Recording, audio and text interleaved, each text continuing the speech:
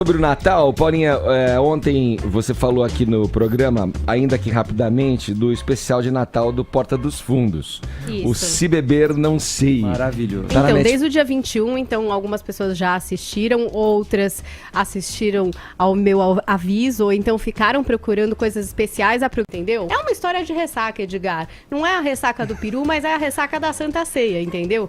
Porque depois daquela Santa Ceia, querido, os apóstolos acordam um pouco perdidos. Onde está Jesus? O que aconteceu com ele? Aonde este homem foi parar, não é, Edgar? Porta dos Fundos, mexendo talvez aonde pode ou não pode, Edgar, aquela dúvida, Pode brincar com isso? Não pode brincar claro com que isso? Pode, por que não poderia? Vai. A gente pode até conferir aí um trechinho que a gente separou exatamente desse momento, né? Todo mundo acordando em volta daquela mesa e pensando, o que aconteceu, Edgar? Você sabe onde é que pode estar Jesus? Procurou no banheiro. Não vai no banheiro não, tem um tigre lá dentro. Eu lembro que a gente jantou. Eu quero ver vocês propondo coisa doida. Agora, é claro, né, religião, né, Edgar, é um assunto também muito delicado, tem muita gente que leva muito a Você sério. viu? Você assistiu? Assisti inteiro, Você Edgar. gostou? E aí, o que você achou? Não gostei, eu tenho dificuldade de rir de piada. Eu tenho dificuldade de rir de piada velha, né, Edgar? Ou de piada que já nasce velha, né? O roteiro ele não tem nenhuma originalidade, ele é derivativo, ele é uma paródia low budget do Se Beber Não Case. Então, essencialmente o roteiro é: os personagens se drogam e acordam com amnésia. É isso. E tem várias, tem algumas referências estilísticas bem sutis, assim, à vida de Brian, né? Então, o especial de Monty Python, que é de 79, então a piada é super velha. E, na verdade, em 2013, o Porta dos Fundos já tinha ridicularizado aí outras passagens bíblicas, como a concepção imaculada de Jesus, a visita auspiciosa dos Reis Magos, qual outro que tinha também? O sofrimento da paixão de Cristo. Bom, faltou tanta criatividade, Edgar, que eles usaram a passagem da última ceia, que está, na verdade, ligada à Páscoa, para fazer o especial de Natal. Então, assim, isso daí é só detalhe. Eu acho que o importante aqui para eles era zombar o cristianismo. Então, eles fizeram esse roteiro aí, como bem colocou o Fefito, repleto de drogas, né? Então, o apóstolo Tomé, ele traz drogas para a ceia, incluindo aí algumas carreiras de cocaína. A Maria Madalena é retratada como uma ninfomaníaca que faz orgias com os outros apóstolos, né? O Jesus usa os seus dons para torturar quem desagrada a ele, enfim. Para mim, a cola de todos esses momentos aí é simplesmente uma falta de humor. E assim, se ele não... Será que a falta de humor não é sua? Não, eu acho que dá pra fazer o Vida de Brian, por exemplo, é muito mais engraçado e é a mesma temática.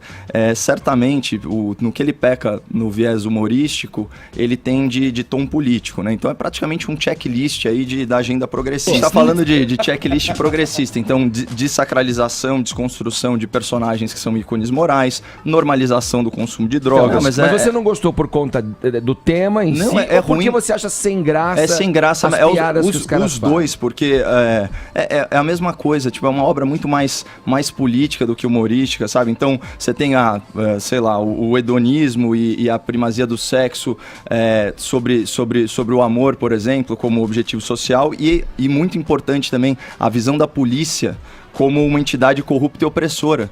Todo vídeo grande do Porta dos Fundos, eles encaixam isso, eles colocam lá os oficiais romanos e autoritários que aceitam uma propina. Então é sempre a polícia como inimiga da sociedade. Vamos lembrar que Porta dos Fundos, em 2016, fez aquela sketch péssima também, olha só, nada sagrado aqui, satirizando a Polícia Federal e insinuando um partidarismo da Polícia Federal que semana passada estava fazendo aí batidas na casa do Aécio Neves. Entendi. Aí você fala assim, os romanos podem ser vilões na Bíblia, não podem ser vilões no Porta dos Fundos. Eles foram satirizados como policiais militares corruptos, Fefito, isso é evidente. Aí você fala assim, mas você tá exagerando, você tá colocando a política em tudo. Então vamos pegar então a análise de uma outra crítica da nossa colega da Folha de São Paulo, a Cristina Padiglione, a Padi, né? Ela fala o seguinte, olha, se beber não sei incomoda, faz rir, choca e faz rir mais ainda. Ela riu muito, ao contrário de mim. Só que olha o que ela fala na crítica dela, né? Olha a carga de elitismo nisso, Edgar.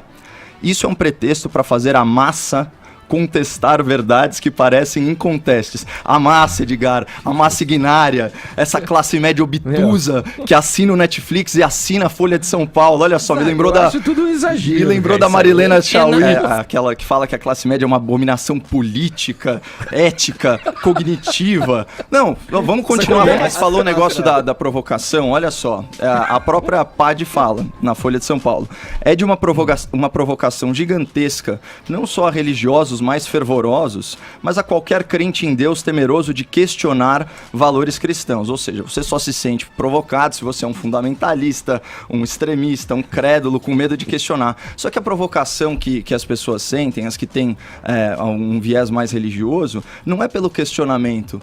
A religião cristã, Edgar, está aí há 2000 anos, sendo sobrevivendo e sendo questionada desde o princípio. Sobreviveu à cruz, sobreviveu às perseguições religiosas, ao preconceito, às guerras. Jesus tira o Porta dos Fundos de letra. Fiquei pensando, né? Por que o progressismo, o elitismo é tão obcecado, tem tanto problema e precisa debochar da fé alheia, especialmente, a gente já falou aqui, o movimento evangélico. Né? O grande problema dessas pessoas com a fé alheia, e é por isso que eles sempre fazem isso ser motivo de chacota, é que a religiosidade, ela serve sim como bússola moral, e ela traz em si valores que fizeram a civilização ocidental prosperar, né? Então, principalmente a valorização da família como núcleo social, em oposição ao Estado. Aí fica muito mais difícil para você fazer engenharia social da esquerda progressista. E sabe o que me preocupa? Essa visão preconceituosa da fé, que na guerra cultural está em todos os segmentos, da universidade ao humor,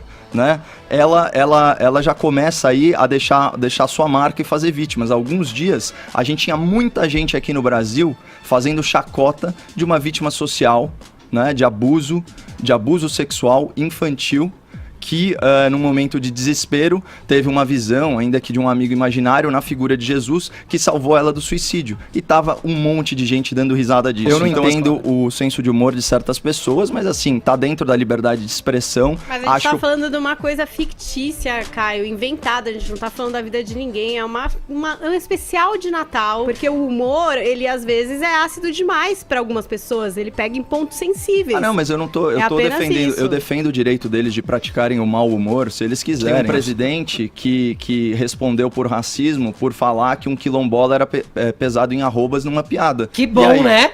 Ué, e o senso de humor, Fefito? Mas ele é um presidente, ele não é o Porchat fazendo uma... Pessoas podem fazer humor que você considera ruim e outras não. Não compara racismo com humor sobre a Santa Ceia. Não é racismo, Fefito, não é racismo. É no máximo gordofobia, no máximo, estourando. Mas nossa, agora o Caio é o juiz, gente, dos preconceitos. Eu tô quase colocando será a musiquinha. Tá tudo certo. Vamos, agora todo mundo tem que ligar pro Caio pra saber o que é racismo, o que é LGBTfobia, o que é gordofobia. Não é isso, essa é a natureza do debate. É o nosso juiz, gente. Não, é a natureza do debate. Eu tô dando dando aqui minha opinião. As opiniões têm que ser ouvidas. E se politizar o Porta dos Fundos fosse errado, isso não teria sido feito na Folha de São Paulo com uma jornalista que gostou do negócio. O que eu tô mostrando é o seguinte: existe gente que politiza e não gosta, e existe gente que politiza e gosta. É legal ouvir os dois lados aqui. A Padi, ela traçou um paralelo entre essa sátira da Porta dos Fundos e contestar tudo isso